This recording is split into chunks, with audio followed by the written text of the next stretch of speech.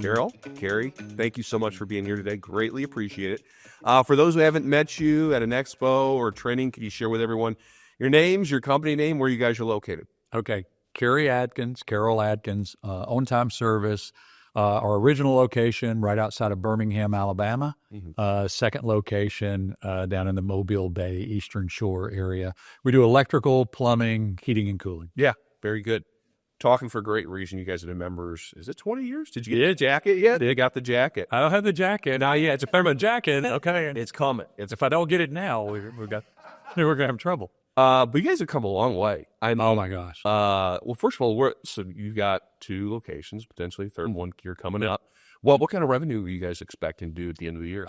This year we'll be right around $27 million. 27 in combined revenue across both locations, 140 people or so. Yeah. When I look back on it, it's just crazy. Yeah. Particularly the last really 5 or 6 years when everything kind of kicked into a different gear. Yeah. So, because I said back in the day, before you guys start, it was a family business, right? Were you guys construction or commercial? I couldn't remember. We were, when we joined what was then ESI, right? We were new construction residential. So we were wiring new houses. Right. And we had been doing that for almost 10 years, and we did a bunch of them. We got in with about a half a dozen different builders that were solid, but and they were volume builders. And so one of those builders became bigger and bigger and bigger, and over the years had become about 75% of everything we did. But they had a history of replacing subcontractors about every other year.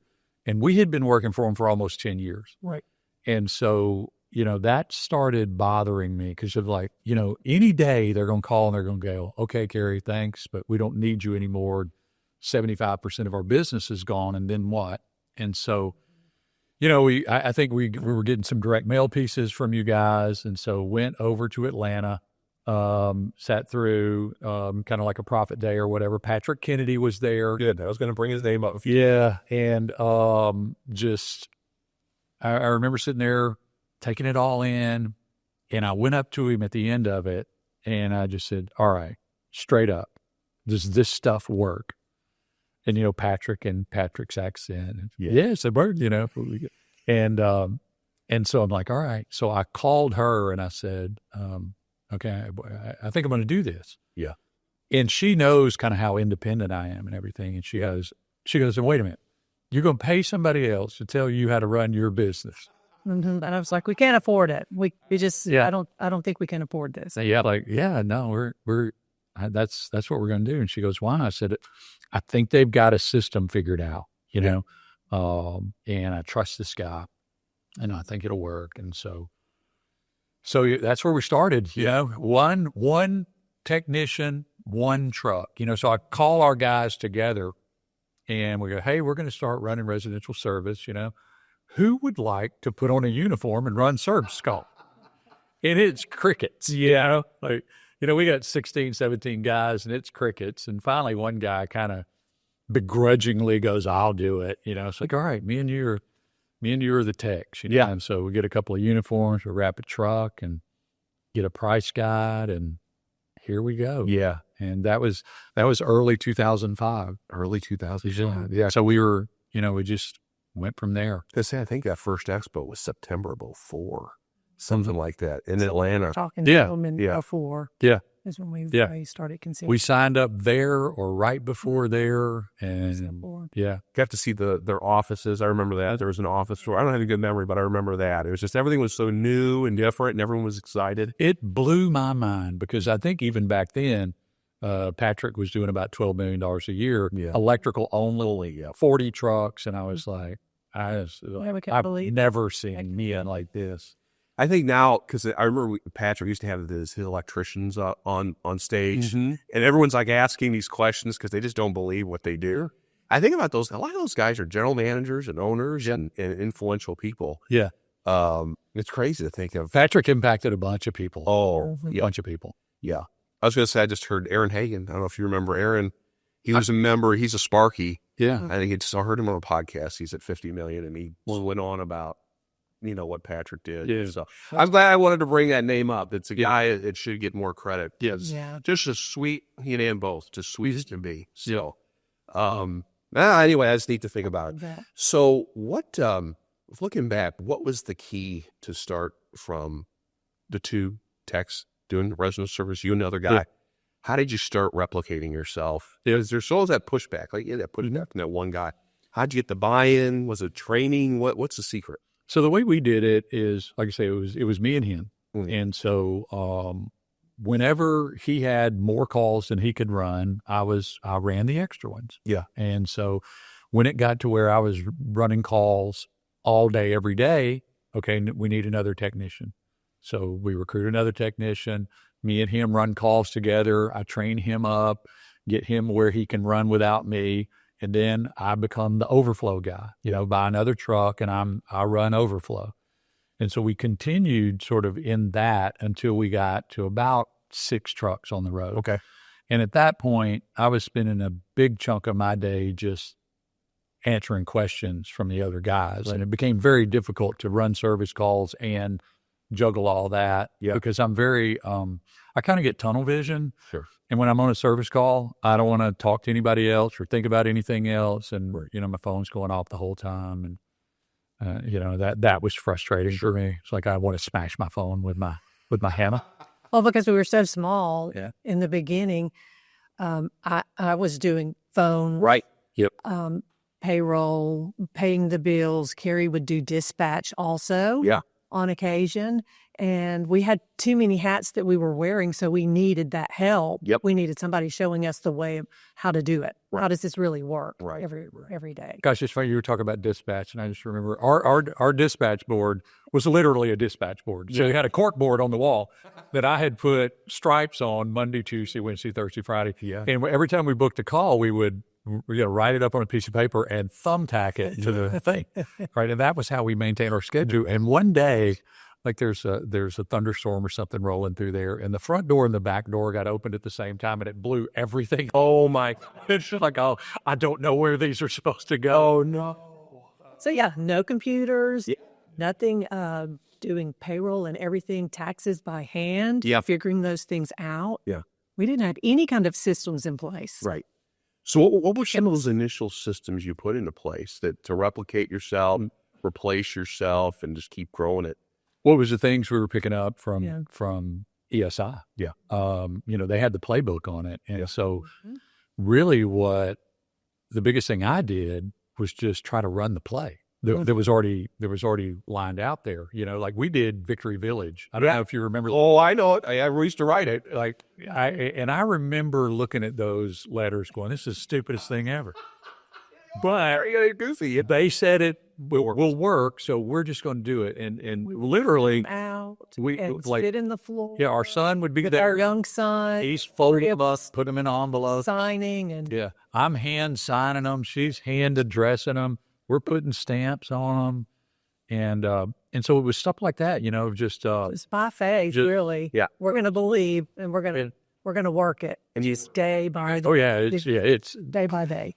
This whole thing, and I always tell new members, it's like, okay, the process works, but you got to work it. Right. It won't work by itself. Right. This is a whole bunch of work, but it will work. Yeah. And you just do it a piece at a time, and so Patrick said, you got to have price guide. Okay, we'll have price guide. Right. You got to wear floor savers. Okay, we'll do that. I didn't question it a whole lot. I'm just looking at him going, all right, $12 million, 40 trucks. Yeah, I'm going to do what he said. Yeah, right. And so we're just running the play as it was laid out. And then, you get around other businesses that are also bigger, and, you start meeting those people and just, soaking it up. Yeah. That's what we did is just try to just like, all right, we don't have to, they've invented a really good wheel. Yeah. Let's just go with that. Right. What were some of the management positions you layered in early on that really helped accelerate the growth? Because that's always a question we get with small members that are really ambitious and growing fast. Yep. They want to know what to do next. when we were still electrical only, and we had gotten to about 10 trucks on the road. Yeah.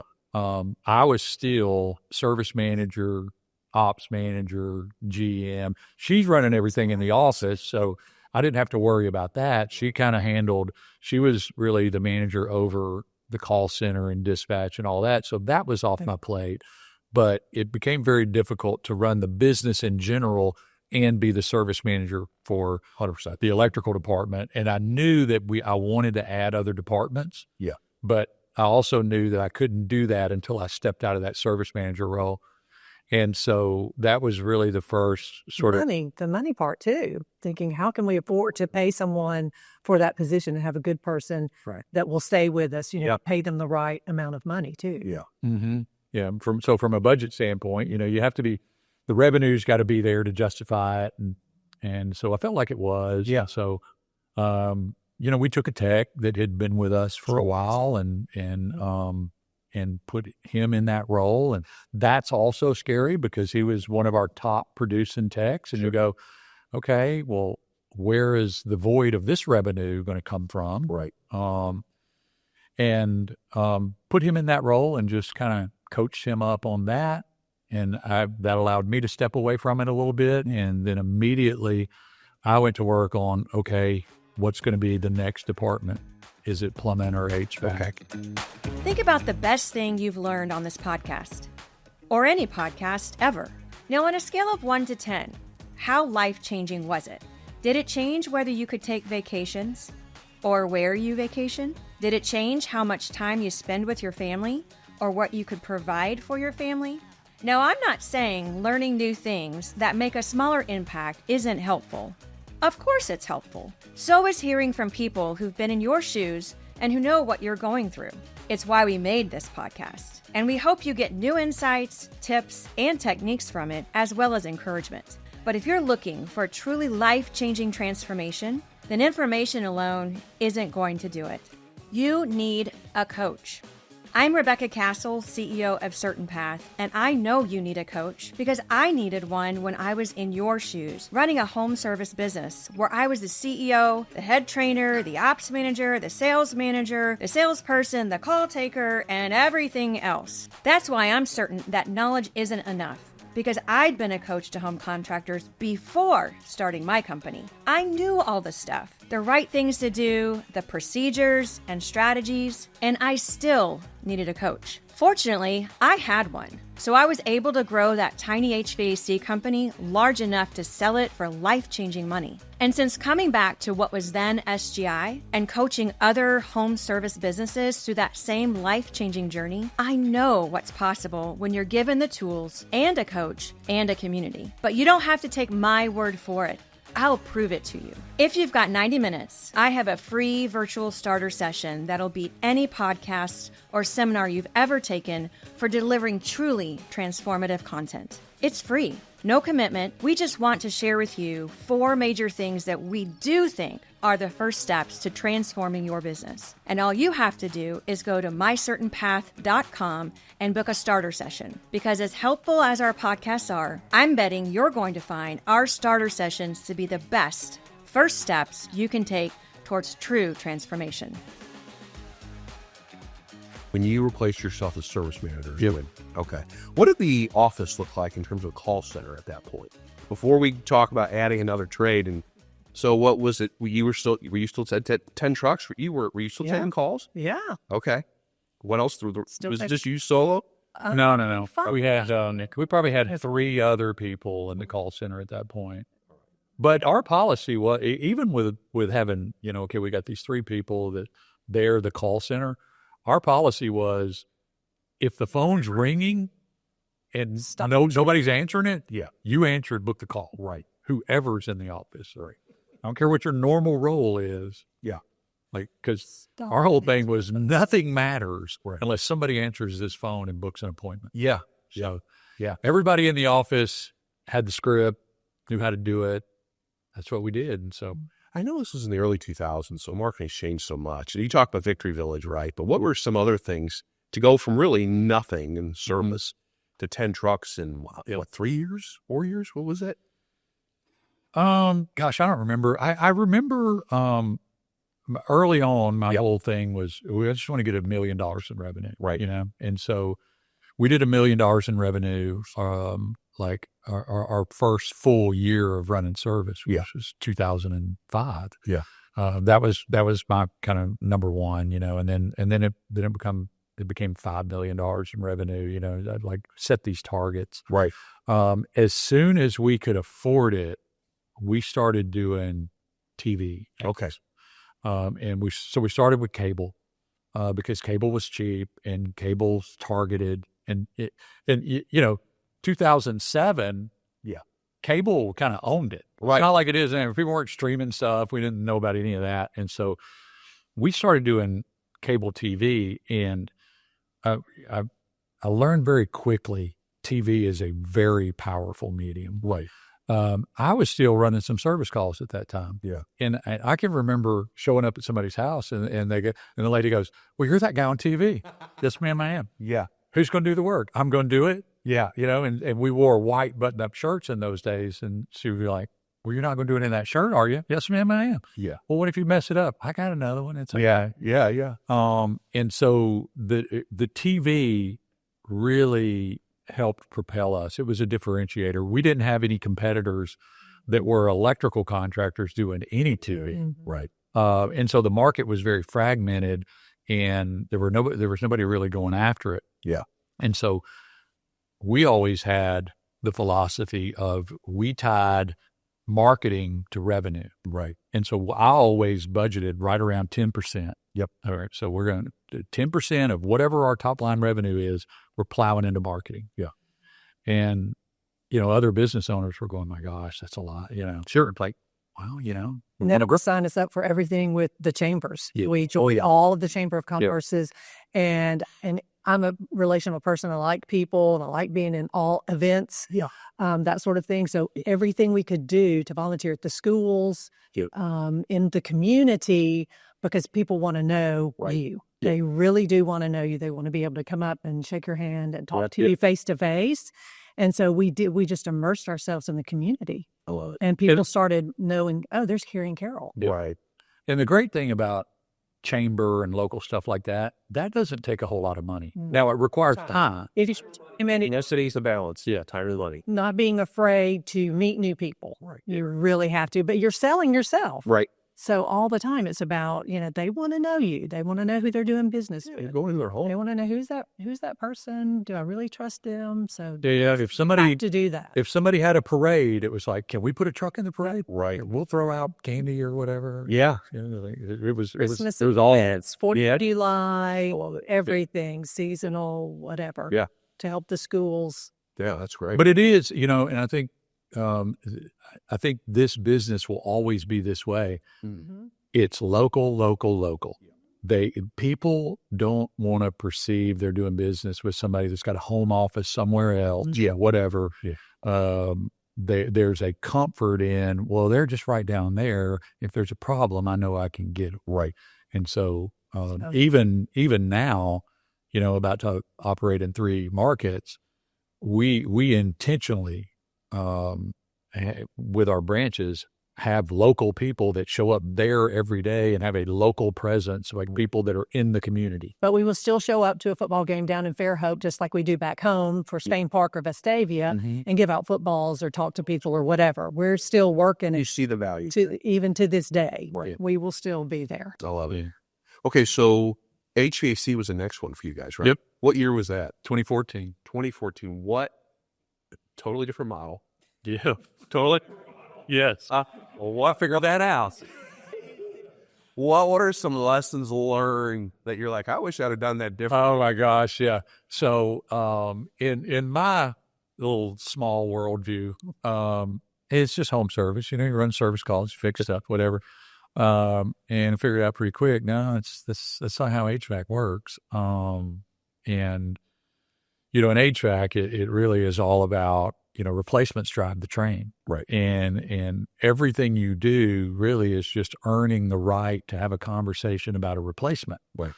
And so it took, and it's not that way in electrical and plumbing. Right. In electrical and plumbing, we run service calls and we fix stuff. And if there is something big, the tech is going just going to quote that up and hopefully close that. And I remember we were about a year into HVAC, and it just wasn't going well. Right. And I remember because we would sometimes have customers they would call up and go, I love you guys. You're great with electrical, but I can't let you come back and work on my air conditioner anymore. Right. We struggle with hiring good technicians because we were new into it, and the good ones didn't know if we were serious or not. Right. Right. And they didn't want to leave what they considered to be a very safe job to come take a chance with us. And so we had to gut it out, with some subpar technicians. And so we're about a year in, and I'm going, this was probably a bad call. Yeah. This was, but at about 18 months, we had been there long enough. We were getting some better technicians. We kind of turned the corner. Okay. And, that's one of those. With the membership, we changed our membership structure to include the HVAC part. So we sort of, and that's where we needed the help from Success Group International at the time.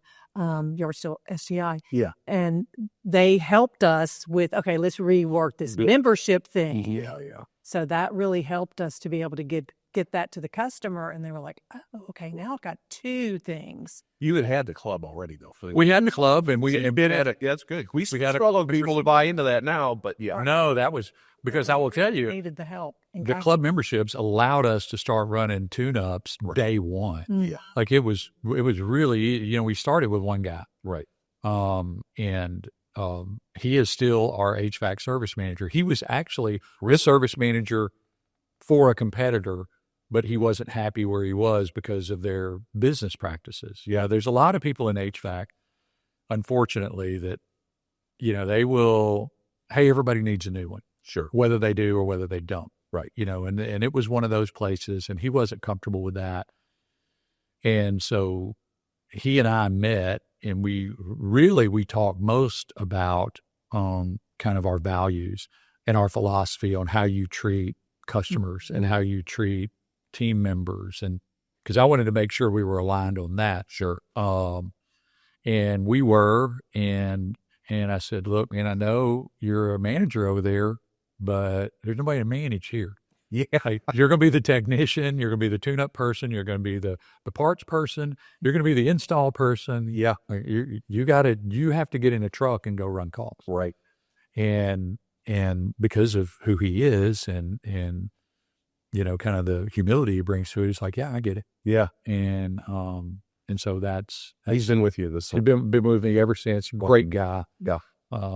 Solid. As a matter of fact, his wife now runs our call center. Oh, is that right? She's amazing also. That's great. Yeah. So to put that much attention towards HVAC, yeah, I always hear the electrical, whatever you started with, it's easy for that to slide. Yeah. Did you experience any of that, or did it stay strong because you had the right people? Yep. Okay. Yep. We had a good manager in place, and we had a good customer base. Yeah. And, that was just really kind of replicating the process at that point. It's like, keep doing it this way. But having that service manager over there running that. Yeah. And I was, we generate all the reports. I'm looking at the numbers. I didn't totally check out. Right. Right. Like I still know average ticket, conversion rate, revenue, gross margin, all that stuff. Yeah. But, kind of letting him deal with the day-to-day allowed me to focus more on really coming in and coming alongside Scott, our HVAC service manager, going, how can I help you? Right. And sometimes I was running parts for him. Yeah. Or whatever, you do what you got to do. Right. Right. Yeah. How did that grow? How did the HVAC grow year by year? Geez, the first year was real rough. Yep. Well, like I say, about the first year and a half was pretty tough.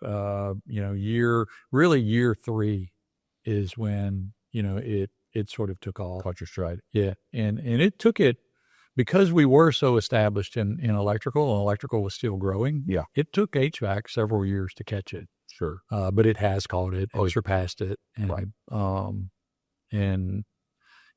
As we had developed more of a reputation for doing it. Right. Because we would have neighbors that we had lived next door to for 20 years. And we'd been doing HVAC for 5 years. And they go, I didn't know you could fix air conditioning. Oh, wow. Yeah. Like, people would still call us OnTime Electric because that's what we started. Sure. I remember that. They would introduce us. They go, this is Carrie and Carol with OnTime Electric. I go, OnTime Service. So we're doing more stuff now. Looking back, is there anything you would have done? So, because, we get a lot of people that watch this, that aspire. Just interviewed a family business. They're doing really well in plumbing, really well, and they want to do HVAC next. And, HVAC is there's so many different parts to it. Right. Yeah. What advice would you have for them? Oh, I wish I'd have done this sooner. Wish I'd have done this differently. Anything that pops to mind that? Yeah.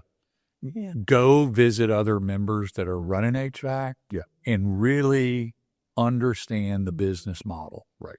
And because there's a lot of moving parts, like, and you have repair technicians, and they don't really, a lot of them don't want to do replacements. Right. They like doing repairs, and then you've got your tune-up people, your maintenance people, and they're not sophisticated enough yet to run the service calls. Right. And then you've got dedicated install people. That's what they like to do. And then somebody's got to be a good enough communicator to, when it comes time to replace it, talk about all the options. And, and in my opinion, it's very difficult to get a technician to do that because most of them are task-driven people. Right.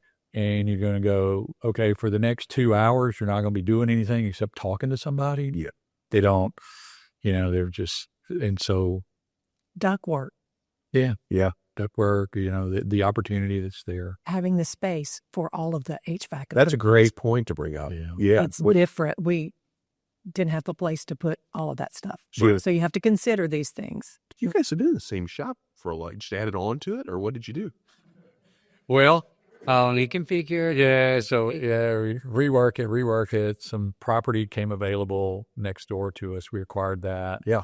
At one time, especially during COVID, because, the way parts were, we had 12 different Connex boxes out there. Just because we were, during COVID, you were never sure what was going to run out next. Right. So we went to our HVAC supplier and just said, how much can we buy? Right. Yeah. And stocked up. It was a weird time. We just stockpiled it. But no, I think so if you're thinking about adding another department, number one, you need to be super sound in the department you're running because it is, it's going to take your eye off of that to a degree. Right. And that one needs to be really buttoned up. Yeah. You got management in place and everybody knows what they're supposed to do. And that machine's kind of running over here. Right. And then you focus on this and have people over there that can do it. Really understand what you're getting into. Yeah. And plan on gross margins not being very good. Right. For the first couple of years. You're probably going to have some turnover in the department for the first couple of years. There's it's not going to, hey, we just do this and we just start making a bunch of money. No. Right. And then, how are you going to have a good plan for how you're going to market that department? Right. Or are you just going to, add it on? Do you have a good club membership base? Fortunately, we did. We just immediately started reaching out to them and go, congratulations. Your membership now includes HVAC maintenance. When would you like to have that done? Right. And we didn't charge them anything extra. We wanted to get in the door. Right. When did you rebrand everything? Because I remember OnTime Electric, Yep. Well, it was in 2014. That was when we decided to add HVAC. We're like, okay, this doesn't work anymore. So you just did all that. Yep. Okay. Yeah. So we started out. We were Adkins Electrical Service. Oh yeah, that's great. That's our last name, and we did electrical stuff. And so that's all the thought that went into it. Right, for sure. And me and you and Gabe we were flying back from vacation somewhere. We've been in the Caribbean early on. This was nice. This was probably 2007. Yeah, and when we really started kind of getting our head around marketing, and that was another thing that came from. Hanging around, Success Group and other members. Support for this podcast comes from Dynamic Air Quality Solutions. Since 1982, Dynamic has been the leader in designing, manufacturing, and distributing IAQ products to the commercial and residential markets through authorized HVAC contractors. CertainPath members receive the exclusive value of the Clean Air Defense System private label to drive your brand in the market you serve. Our commitment starts with support. We provide you with world-class industry-leading technical and communication training, face-to-face and online. Become a Clean Air Defense System indoor air quality partner and dominate your market. Visit worldclassiaq.com for more information. And Staples. Staples is the leading provider in office supplies, offering a vast selection of products and services. Over the last 2 years, Staples has also become one of the largest janitorial suppliers in the U.S. as well. From your everyday business essentials to your office furniture, printing, facilities, and break room, Staples can do it all. Staples offers benefits to help create efficiencies in procurement and consolidate vendors to streamline internal processes. Visit staplesadvantage.com to learn more. Okay, we really need a name that communicates something to homeowners. Right. And we're flying back and, we're in the plane and We're we got a notepad. Yeah. And we're writing out different names, That was funny. And so through, I guess, committee on the plane, we kind of landed on time. Yeah. Yeah. And then just a rewrap and everything. Yeah. And so what we did was we went Adkins OnTime Electric. Right. And we did that for a couple of years, and then we just dropped the Adkins. Yeah. Which OnTime Electric. Yeah. And so it was kind of a phase in. No, that's a good playbook for people to watch you listening to they know they need to change it up, something a little more dynamic. Yeah. I think you have to be careful with doing a radical change, just like overnight, but there is a way to kind of blend them, and that's what we tried to do. Yeah. Did plumbing come next, or did the second location come next? The plumbing was next. Plumbing was 2016. 16. Now talk about that experience. You'd obviously, it's a little more closer to electrical. Yep. What did you do to get that rolling? So she's talking about working community events. And so we're working an event. We're working a community event. We got our table set up, and we got our giveaways and all that. And the table right next to us is a Benjamin Franklin 1 out. Oh my God. Like we're this far apart. Yes. And he's in our market, and we're competitors, and not happy. And I'm sitting there going, all right. We had his bag of stuff, and he just flipped over the bag and just picked up the bag and just let him pay. We could tell we're watching, and Kerry's just generous and kind, and goes over and shakes his hand, and so we were just generous and kind and just talked about our business. Yeah, and just talking to him about the frustrations of business and all that. And he was the GM over there. Okay. It had been Franklin 1 hour, and like I say, I knew I was going to be standing next to him for 4 hours, so we can treat each other like crap, but we could just talk. Yeah. And so, at the end of the day, I just gave him my card, and I said, man, I know you're happy over there, but I'm thinking about adding a plumbing department. And he's a licensed plumber. He's a master plumber. Yeah. And, I'd love to have that conversation with you. And he's okay. Yeah. And he kind of goes on. And about 3 months later, it's out of the blue. He calls me up. He goes, remember me? I go, yeah. He goes, you still want to do plumbing? I go, yeah. Yeah. And so we met, and really the same conversation. Okay. What are your values? How do you want to treat customers? How do you want to treat people? And so we pretty much lined up on that. Yeah. And the situation had come up over there where he wasn't happy anymore. And same thing. I get it. You're the manager, but you got to run a plumbing truck. Right. He says, how long got to be in the truck? I said, till we get 4 guys on the road. Okay. And so that became his target. We ramped up plumbing very quick. Okay. It was, I was like, wow, we should have done this first. Yeah. It's similar. Because it was a very easy ramp up. Right. By the end of the first year, we already had 6 plumbers. Oh, wow. And we're looking for more. Yeah. So that was good. Were most of you guys green guys, or were they? No. Okay. No, we Probably recruited some of them. Yeah, we were hiring plumbers from competitors. Yeah. Yeah.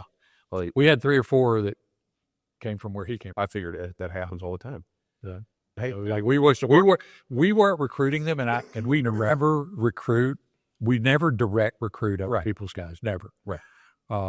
We have it done to us all the time. Like, they'll ambush them at the gas station. Sure. Because they see our truck and they know we've already vetted them out. But we don't do that. Yeah. We just, we recruit through the normal channels, and people call us. And so, Yeah. Well, you build brand equity over at that point, 8 years, 10 years, or whatever. It's been even running service. Yeah. Anything was so that worked. That was somewhat smooth. That was easy. Okay. Yeah. How about Daphne? What?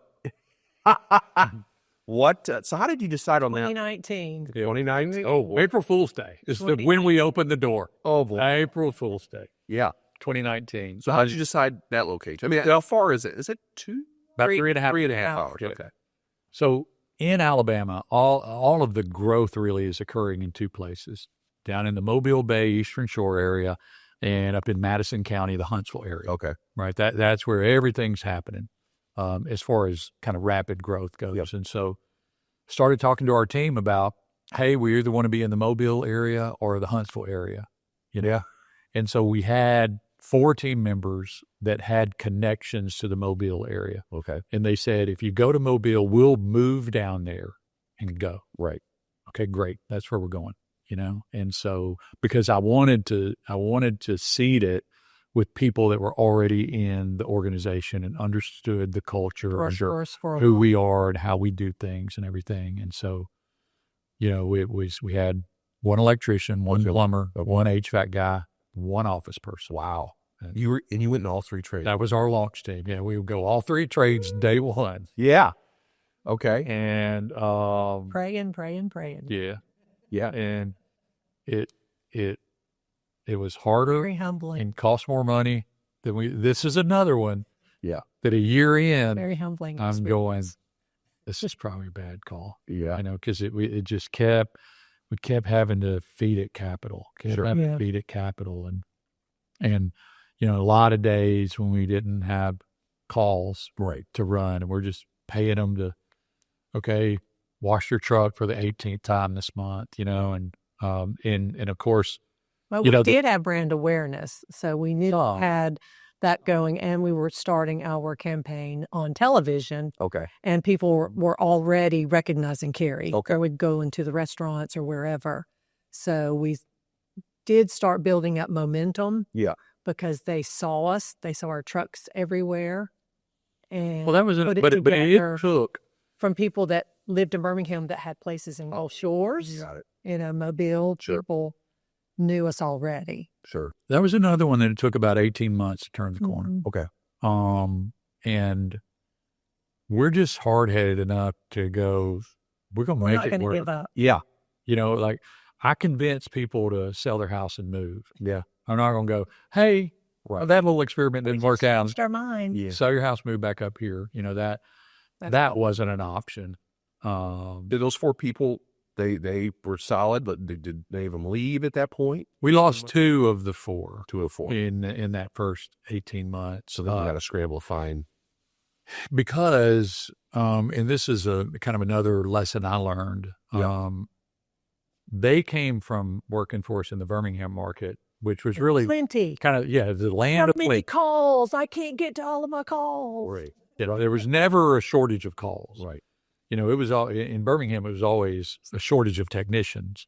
So they came from that to, hey, you don't have one call to run today. Right? Make that a good one. Yeah. And, a couple of them just they never got past that. Sure. Then we started replacing them with local people that didn't have that expectation of, we're just going to pile unlimited calls on you. Right.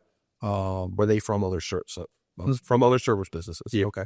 Yeah. Just recruiting, line. The plumber that we got to replace our plumber has been with us ever since. He's now our plumbing service manager down there. He was young. He was like 21 or 22 at the time, but he already had his license. Yeah. And just sincere, smart. Yeah. Hard worker. And, he's one of those that he'll run the play. Yeah. Just do this. Right. And it works. Right. So we've been blessed, and really, I will tell you, she's way better at this than I am, but she always prays, God, send us good people. Yeah. And he's been faithful and done that over the years. And it's the business. And I always tell people, it's like, whatever kind of business you think you're in, you're really in the people business. Yeah. Yeah. Yeah, we fix stuff. And we got to have technically sound people, but more important, can they interact with people? Right. In a courteous, honest, respectful way. Yeah. I know, Gabe, your son runs recruiting now, but back then you got four or five people you said in that new location, two leave. You got to try to replace them fast. There's always a temptation to hire anybody. Yep. Right? So what were you doing in those days to really find sound people? Yep. I mean, prayer is a good thing, right? But sometimes it takes a little more than that too. I've had conversations with Gabe, and Gabe would go, because he would get frustrated, because he was tasked with finding them. And I'm talking to him every day going, hey, we really need a plumber. And he goes, Dad, if we would lower our standard just a little bit, I could hire you a bunch of guys. Yeah. He's like, no, that's not an option. But remember, one of the Eagles summits that we went to, we were introduced to Mark, who has the Culture Index. Oh, yeah. And right. so that was a tool that we already had in place. And so Gabe was actually able to start using that because we wanted to make sure about the culture fit. Yeah. So that was one of the tools that we had. But what was the other avenue that Gabe used? Well, to start with, we had never had a full-time recruiter. Right. And Gus was kind enough to let Gabe come and spend 2 weeks with their recruiting team. Okay. Mm-hmm. They had put together a 3-ring binder with everything they knew about recruiting. They put it in a thumb drive. Yeah. And because we had never had that position, we didn't know how to do it. Right. They knew how to do it. And there again, we just said, they figured it out. Right. We're going to do it this way. Right. Mm-hmm. Yeah. And so, that's one of those things, a benefit from being in this organization that I couldn't even put a value on. Right. You can't quantify that. And there's been so many other things like that where something I picked up from another member, somebody going, hey, if you just do this way. Right. That has been invaluable through the years. Yeah. And Gus has been great. Yeah. He's in particular. When you open a location like that, it's 3.5 hours from home. How much are you going down there, back and forth, managing both? Yeah. A bunch. Yeah. Early on, a lot. Right. And I don't think we went enough. Yeah. Frankly. We probably should have went more. Right. Particularly, once we turned the corner at about 18 months and it started growing pretty rapidly, well, now you're adding team members all the time. And that's when culture can start getting away from you. Right. And so you better have some people there that kind of understand the culture and protect the culture. Yeah. And so every time we go, what we're focused on the most is just reinforcing that culture. Right. And get everybody together, talk about who we are and how we do things. Yeah. Because all the process stuff, that's easy. Yeah. That's not, you can figure that stuff out. Yeah. It is, can you maintain that consistency of experience? Right. If you go to Chick-fil-A, it doesn't matter where it's at. Yeah. They're going to smile at you, say, my pleasure, hand you a sack that has what you ordered in it. Right. And they're going to treat you that way. Yeah. And so, it doesn't need to be, well, this location, they're really good. This one, not so much, or this department, not, you got to spread that across. And so if somebody's considering opening a second location, plan on spending a significant amount of time there because you cannot, I don't think that you can develop culture remotely. Right. You've got to do that live and in person. Yeah. I agree. What does that location look like now in terms of manpower, management specifically? Who's doing day-to-day, keeping an eye on? Yeah. So we have a plumbing service manager, electrical service manager, and an HVAC service manager. Okay. We handle all the inbound calls from our call center in Birmingham. Okay. So they don't have a separate call center. Right. So we don't have that function down there. But we do dispatch locally. Okay. and we do some admin locally. Okay. So we have kind of an office manager, general manager. Yeah. And she has been with us, gosh, probably 10 years. Oh, wow. maybe longer than that, 12 Okay. years. So she relocated.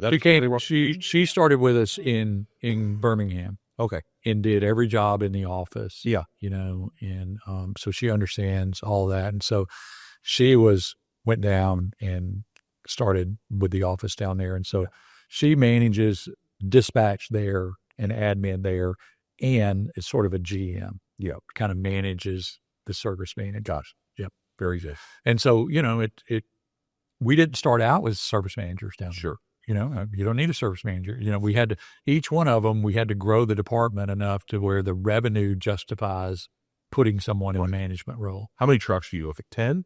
8? I think, that like that, you really probably need to think about it once you hit about 6. Yeah. And can we put somebody in that role at least part-time? Yeah. Now, maybe we don't book them up completely. Maybe they're still going to run overflow or whatever, but we start shifting their responsibility. Yeah. Because if you go much past that, you start getting chaos. Sure. Always internal promotion, or was there ever an extra? I prefer internal promotion. Yeah. That's how we've always done it. What do you look for in those people? I mean, this is just top performers, or is it certain personality traits? No, I'm looking more at personality trait. Yeah. Yeah. And then the culture index, Yeah, that's another place culture index comes into play. another test that we like to use, because a person answering the phone does not have the same personality as a technician that's going to work with the customers. Sure. Or a bookkeeper. They all have different personalities. So we want to make sure we don't have a bookkeeper that has bookkeeper personality that needs to be a technician. Mm-hmm. Mm-hmm. So, And I'm going to tell you, we have 6 service managers right now, 3 in Birmingham, 3 in Dabney, and every one of them are different. And they have different culture index surveys. Yeah. But they understand who they are. Yeah. I understand who they are, and they understand how they can manage. Like, what is their individual management style? Yeah. At the end of the day, really, it just gets down to can they communicate well? Can they hold people accountable? Okay. And can they replicate our values? Do they share our values? How do you know that, though, when they're a technician? You can see the value, right? They hold your values, but to hold somebody that was your coworker accountable, and the next day that they're the one that they have to be the head on it. Yeah. That's tough. Is it just conversations like, hey, Joe, you got it? Okay. Yeah.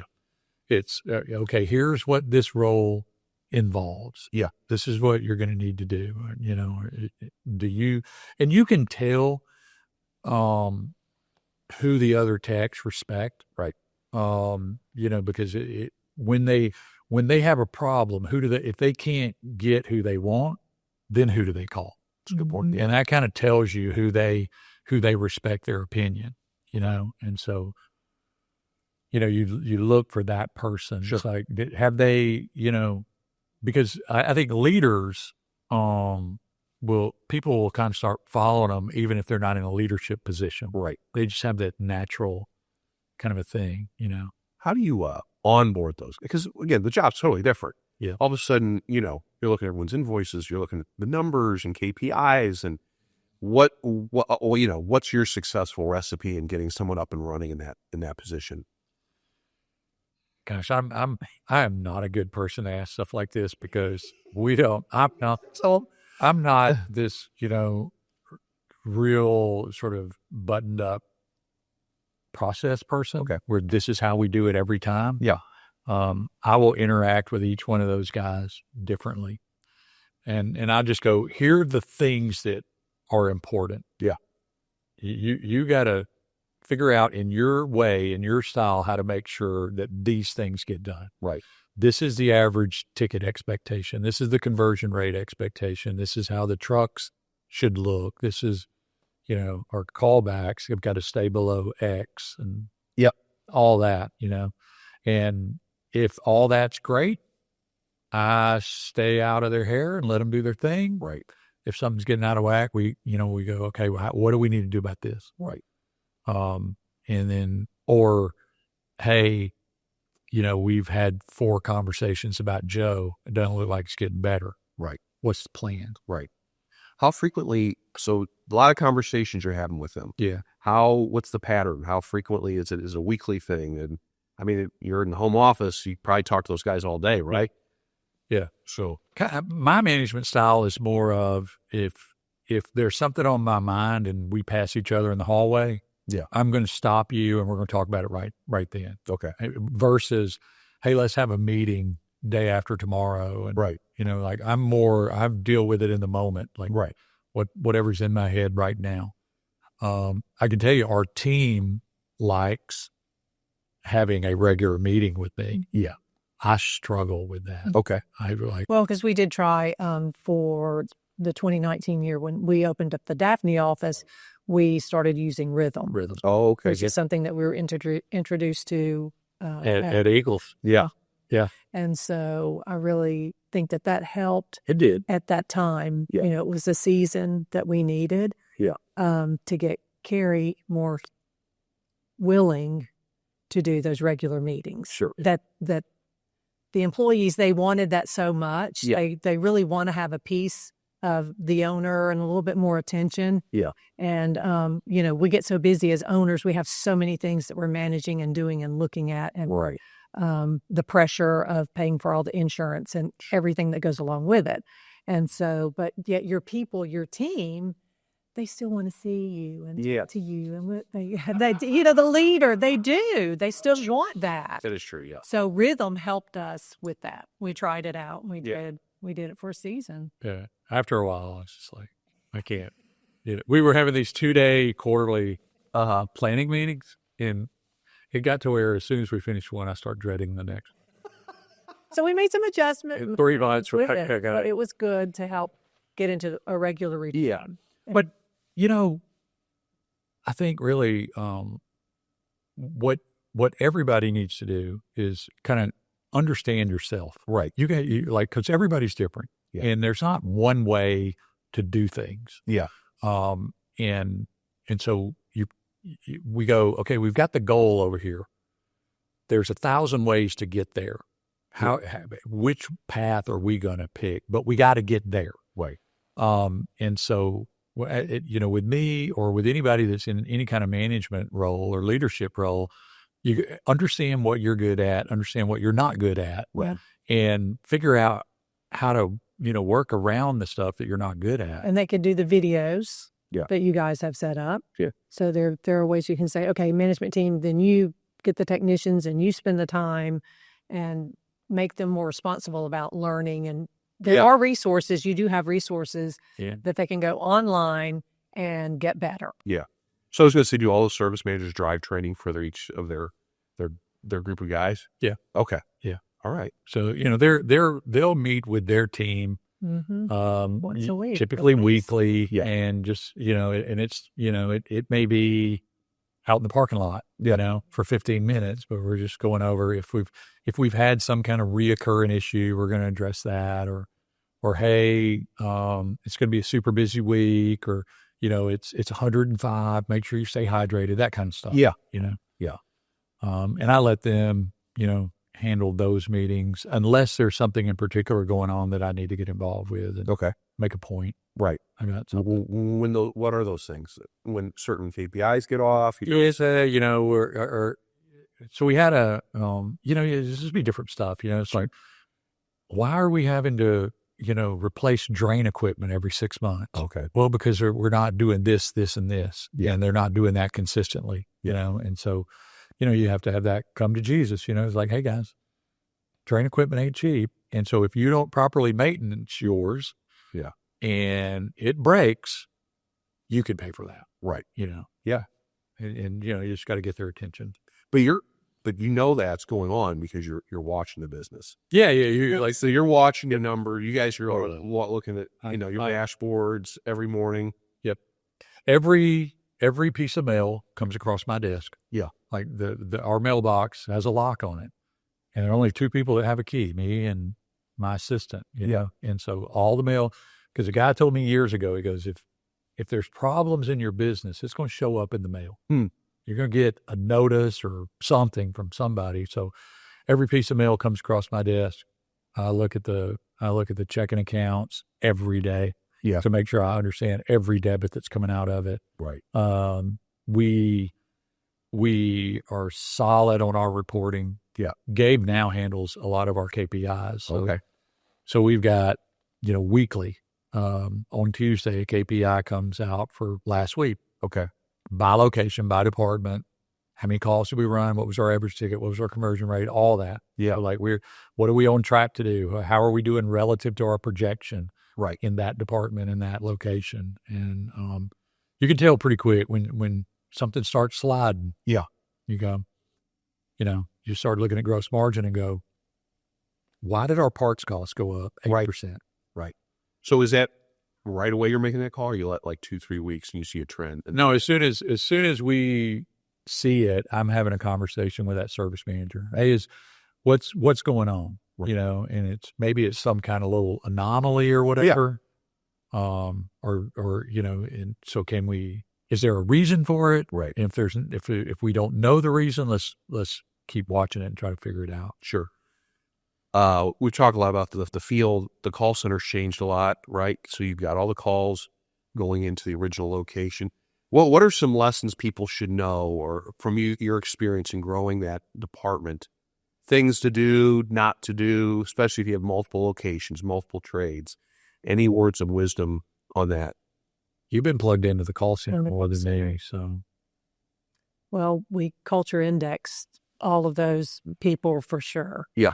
And when COVID hit, we had to let we had a few people that worked remotely. Yes. So we learned how to navigate through that, which we didn't really want to. And I think it does work better when we have everybody in the office. Yeah. Now we have the girls that work remotely, they come in once a week. Okay. So we will have everyone in the office once a week. So we do get to see them, put our eyes on them. Yeah. But our call center manager, she does a great job. She's got her finger on the pulse. Right. With all of that. So I'll tell you a big thing for us in the call center is the way we're currently compensating our call center agents. And that really kind of changed the urgency in there. It used to frustrate me. We used to pay them hourly, just straight hourly.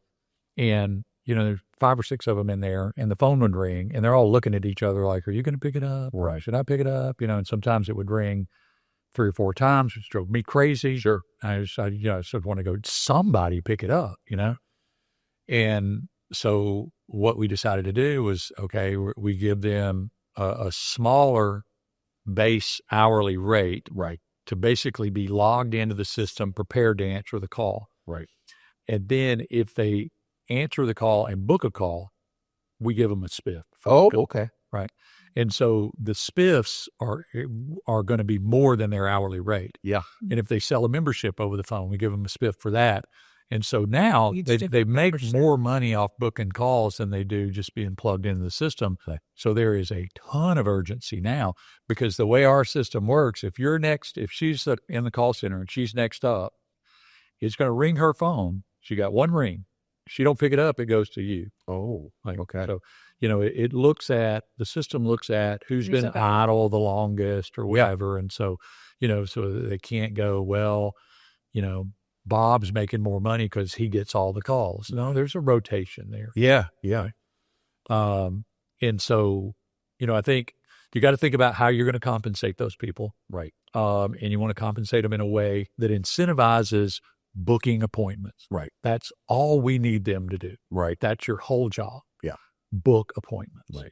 Because it would be, hey, why did the phone ring 4 times? Well, we were making up folders for the guys. Sure. I don't care. You make folders when the phone ain't ringing. Right.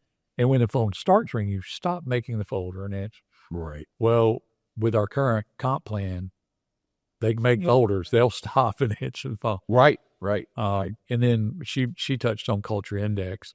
You're going to make sure you got the right personality. Okay. Friendly people, bubbly people. Yeah.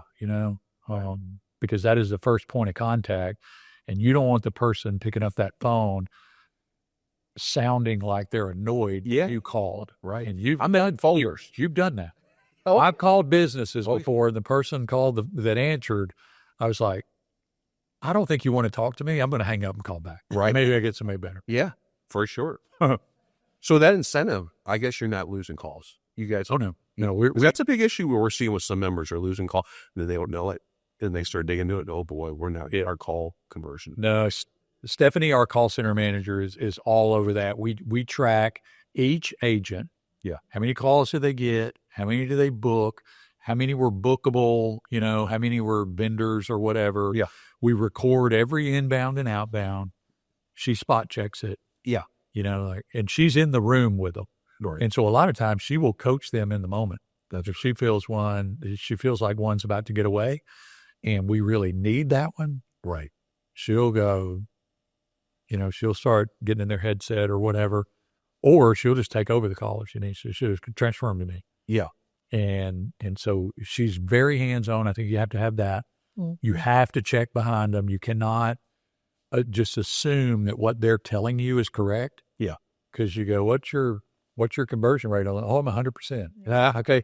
Let's go back and see. Yeah. Well, and then they report that at the end of the day, every day. Yeah. So we're looking at it every single day. We look at it daily. We look at it weekly. We look at the trend overall in the call center. Yeah. By agent, all that. Are they doing the outbound calling too, or do you have a separate person? No, they do the outbounds as well. Okay. Yeah. So it's just when they're not taking them in, or?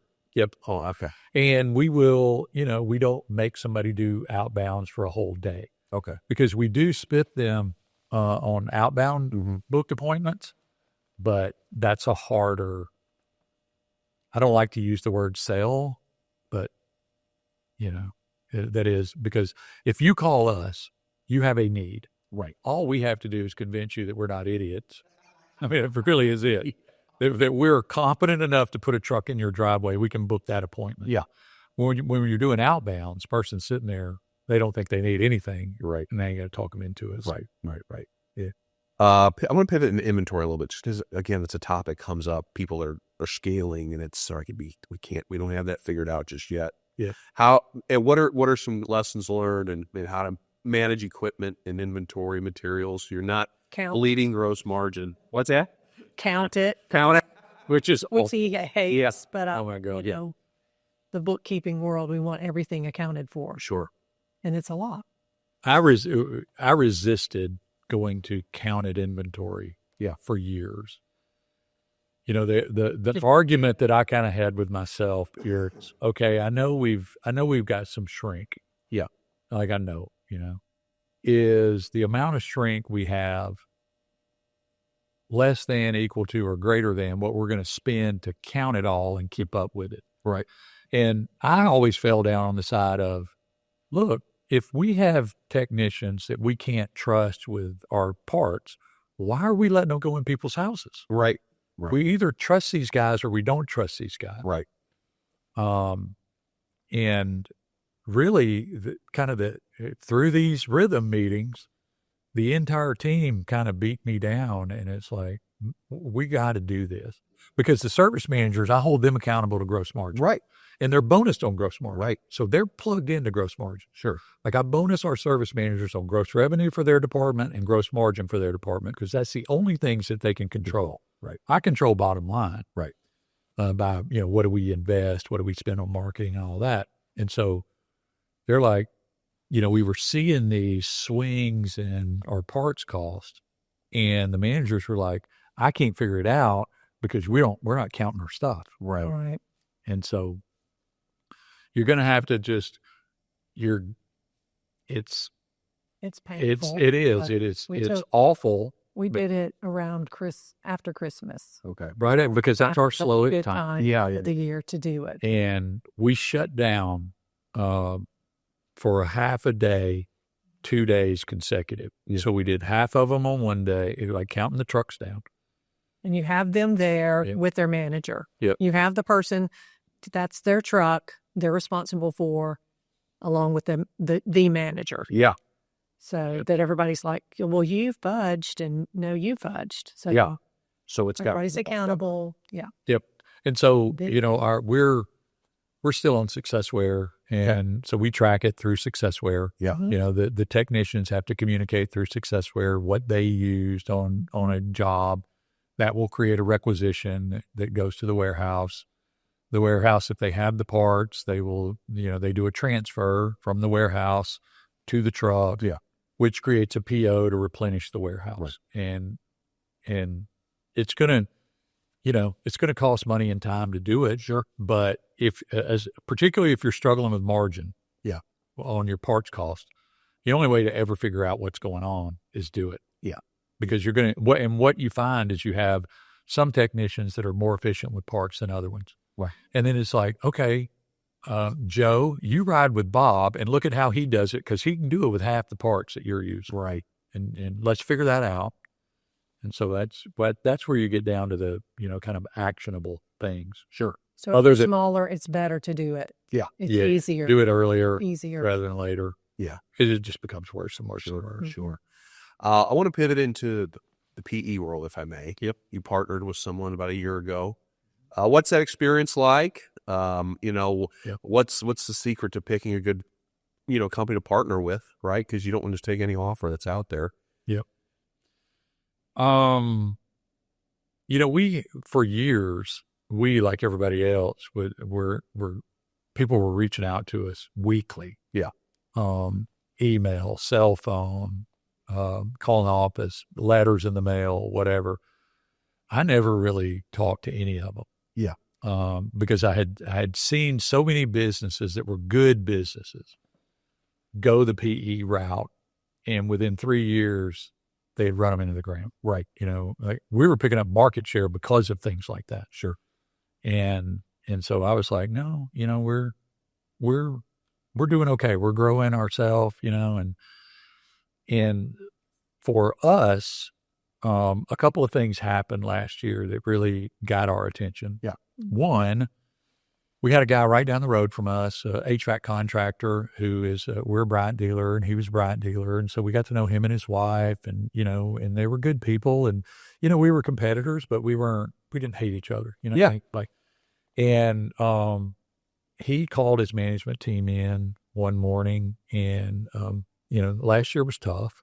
And so it was a harsh meeting. Yeah. He started feeling bad during the meeting and got up and left and decided he was going to get in his truck and go home. Well, he collapsed in the parking lot and was dead by the time they got him to the hospital. Whoa. And he was younger than me. Whoa.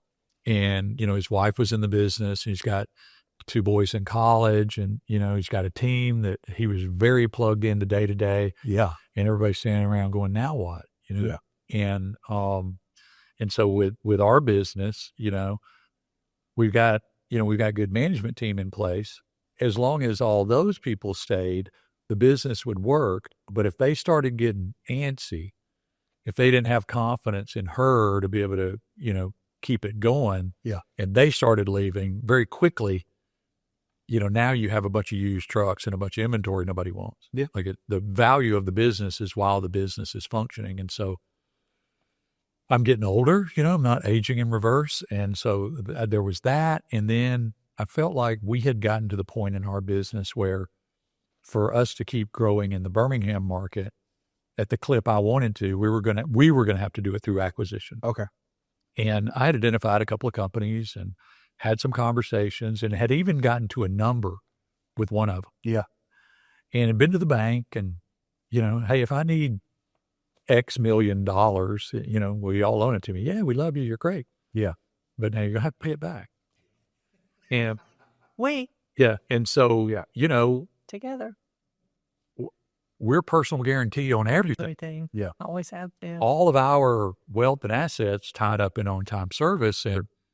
And the last year, the economy was just kind of weird how it is now. And she's going, do you really think we should be borrowing more money, kind of accelerating into the unknown? Right. And I just didn't feel great about that. And so it was about this time I became aware of the private equity group that we ended up going with. Yeah. And I thought, well, I'll see what they have to say. Yeah. Our initial conversation was all about culture. Yeah. Because I told him, I said, look, if this puts us on some path to wokeness or whatever, and I can't run my business with the values that I want to run it in, Right. if we can't talk about Christianity and Jesus and whatever, it's like, there's not a number big enough. Right. I don't have to do it. We're Yeah. making money. Things are okay. And they were like, no, we love all that. Yeah. We would never interfere with that. Right. Okay. And so it's, send us 3 years worth of financial. We'll make you a preliminary offer. Yeah. And I was really hoping, Bob, that it was a crappy offer. So I could just easily dismiss it and go, yeah, we looked at that. Right. But it came back, and when I saw it, I told her, I said, we got a problem. Yeah. She goes, what is it? I said, this is real. Yeah. I mean, we need to, because she had always told me, she goes, you're unemployable. Yeah. Bro, where I live with you, I know. Yeah, I have never worked for anybody other than myself or family. Yeah. I've never been on a job, like I've interviewed a ton of people, but I've never been on a job interview. Yeah. And she's like, dude, if they have a different opinion than you, it's like, it's going to be a problem. And, Yeah. and so we took about 3 months and talked about that and prayed through that. And, I had to get a comfort level with it. She goes, you understand, and, the way ours is structured is, I still have ownership, but I'm not majority. Right. And if they said, yeah, that's great, Kerry, have a seat. Yeah. This is how we're going to do it. I have to go, okay. Right. And so, but I will tell you, they have done everything exactly the way they said they were going to. That's good. They've been 100% true to their word. They've actually done more than that. But it's a big thing. Yeah, and you need about 5 years. You need to have your financials in order, Right. in a certain order, but you need about 5 years. You need an attorney, a good attorney, to help you through the process. Record keeping is super important. Something that you just don't do overnight. You've got to think and plan and prepare for this if that's what you really want to do. Right. It's doable, but you need, and Kerry can coach you through that too, but there is really about a 5 year. Well, and that's they recommend, Sure. but so they make us we get it in a year and a half. And we sign the letter of intent, and I call my attorney. He goes, when are we targeting to close? I said 3 months. He started laughing at me. He literally laughed at me. He goes, who's helping you get all your stuff together? I said, it's me. Just Kerry. He laughed even harder. He said, you don't know what's coming your way. Yeah. It'll be fine. I'll get it. And I didn't know what was coming my way. Yeah.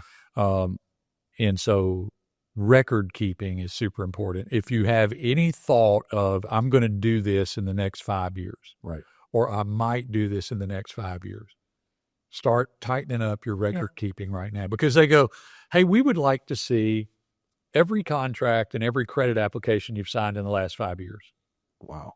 Crap, I don't even know where to start. Right. I had to get a notebook and go, who do we have accounts with? Sure. Because you just sign them in the moment and you move on. Right. Well, now I got a folder on my desktop. Anytime I sign something, I scan it and put it right there. If I had done that, I give it to them in 30 seconds. We're done. Sure. Versus it took me a week to go dig out all that information. Yeah. And they want to know everything about everything. Sure. And there were 3 different times during this process that I called my lawyer and I said, call him up and tell him I'm done. Oh boy. Deal's off. I'm out. Yeah.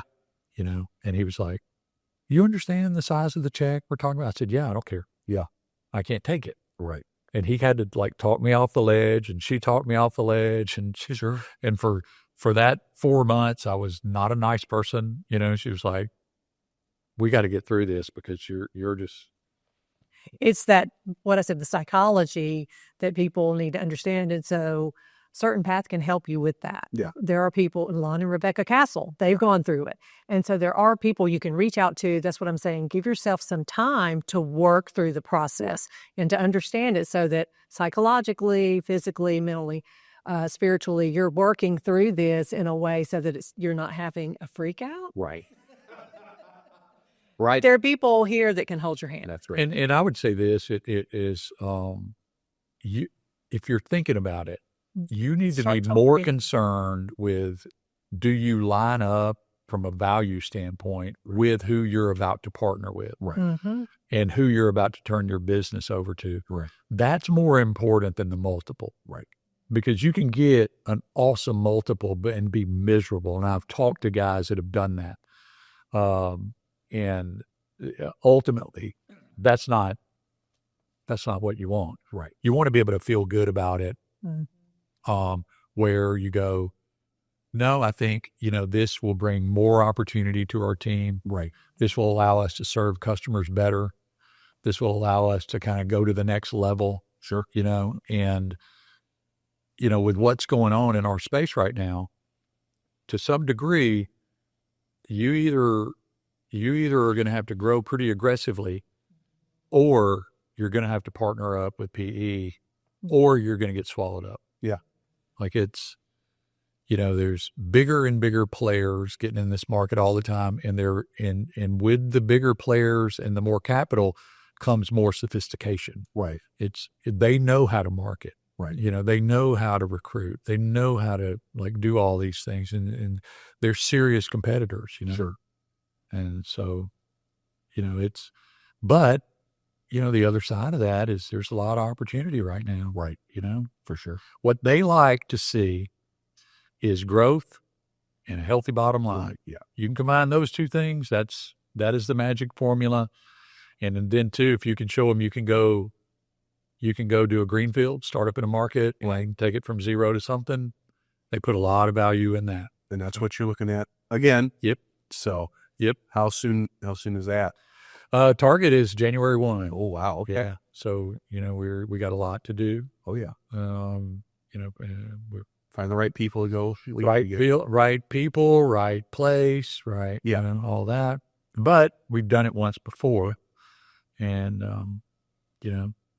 it's we already have TV in place. Yeah. So our reach is all the way in Pensacola, and that's been going on since 2019. Yeah. So we've been sowing that field all this time. Yeah. Through TV. So it'll be exciting to see how that grows. Mm-hmm. Yeah. Yeah. I want to start wrapping up. I really appreciate all your time. You've been very generous.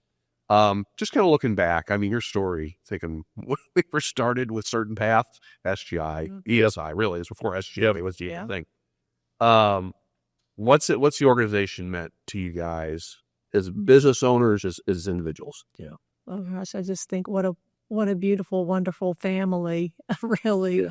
And, just all the times that we did need help, we could get on the phone and have somebody help us through a tough situation. Yeah. Yeah. And so to me, family, Yep. brothers and sisters that have helped us and held our hand all along through the years. Yep. Yeah. It's been amazing. The all the processes and playbooks and all that you get through the organization, all that's great. Yeah. But you can get all that pretty rapidly. Sure. What kept me in the organization was the relationships that we have, and just what she's talking about. Like for 17 years, I never missed an expo. Right. Ever. Yeah. I was at every one of them. Yeah. Because of the value that you get from sitting around on break or at lunch or at dinner or at the bar at night and just kicking stuff around. Right. Hey, how do y'all do this? How do you do memberships? How are you handling inventory or whatever? Or we got to struggle with this, and just there's people sitting around the table that don't see you as a competitor, that see you as a friend and an ally, Right. that'll tell you whatever you need to know. Yeah. And you just have to be humble enough to ask, Right. to just go, hey, we suck at this. Mhm. Somebody help me. Right. And people will do it, because I've had a lot of people ask me, why do you stay in it? Yeah. Mhm. That's why.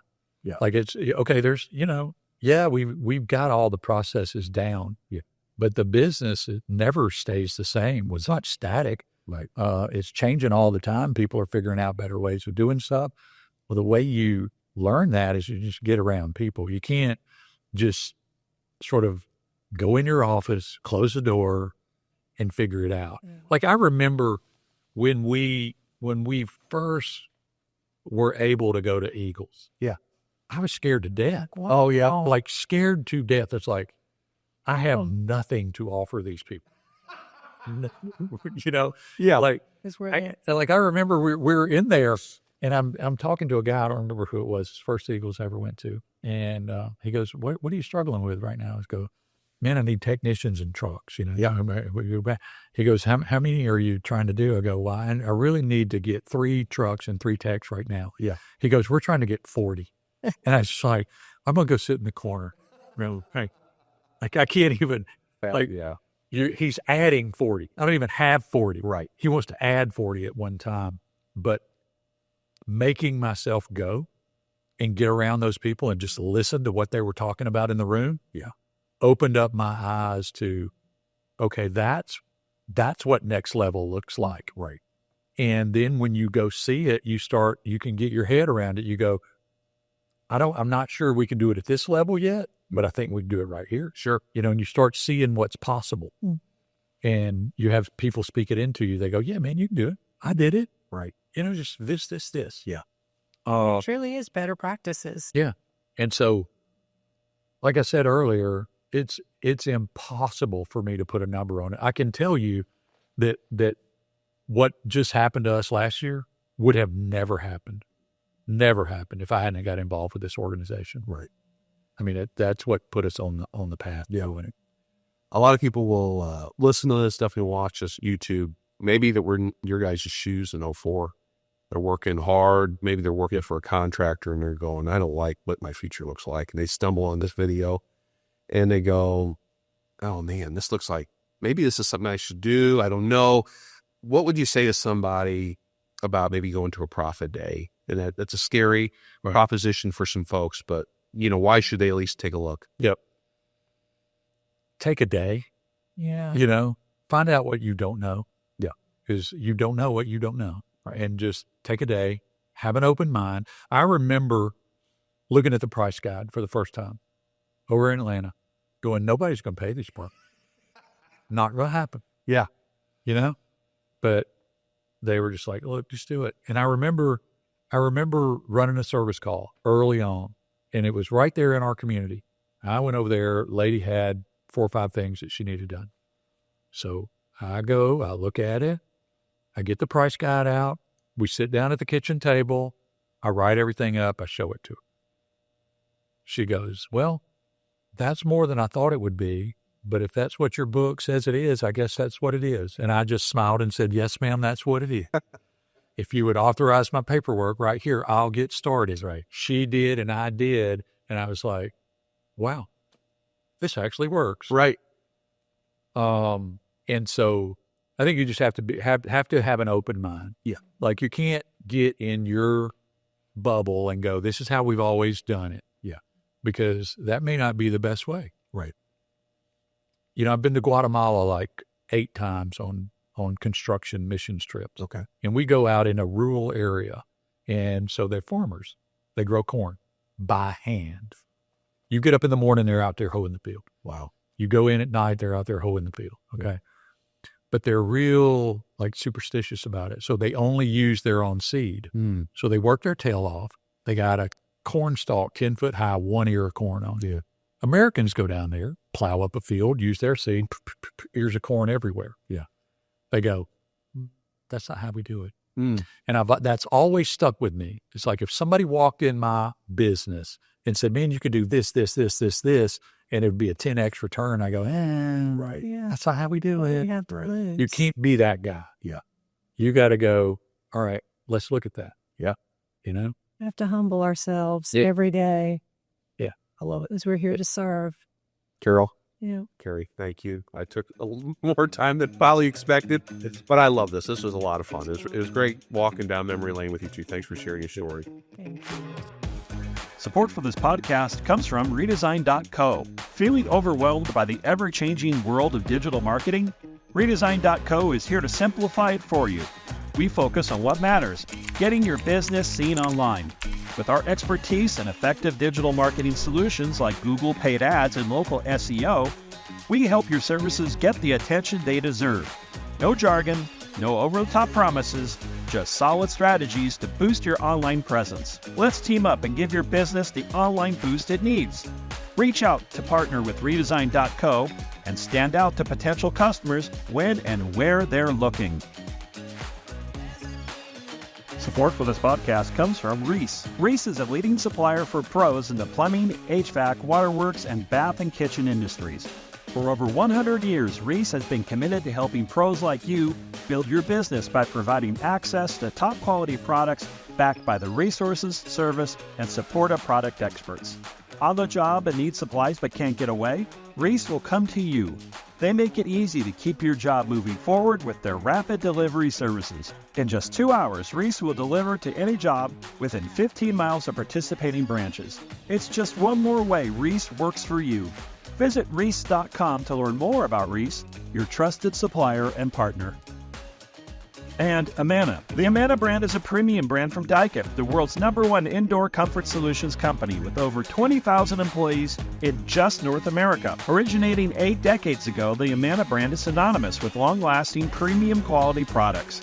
Chances are you and generations before you have enjoyed the dependable performance and longevity that the Amana brand continues to deliver. Today, Amana brand systems like the new S-Series side discharge system with inverter technology are manufactured with high-quality materials and innovative technologies. The unique design and excellent energy-efficient performance of the S-Series is a fraction of the size of other Amana brand systems. Because of its slim design, it's easy to transport and install. The Amana brand S-Series system is available in AC, heat pump, and dual fuel configurations. Every Amana brand indoor comfort product is built to our highest standards. The S-Series is no different. Take comfort with its 10-year parts and lifetime unit replacement limited warranties. For more information on the Amana S-Series, follow the Amana brand on LinkedIn, Facebook, Instagram, and YouTube. This podcast also brought to you by Goodman. There's a good reason that Goodman is one of the biggest names in cooling, heating, and energy-efficient home comfort. The brand has been around for over 4 decades and continues to produce one of the best values for high-quality HVAC equipment in the industry.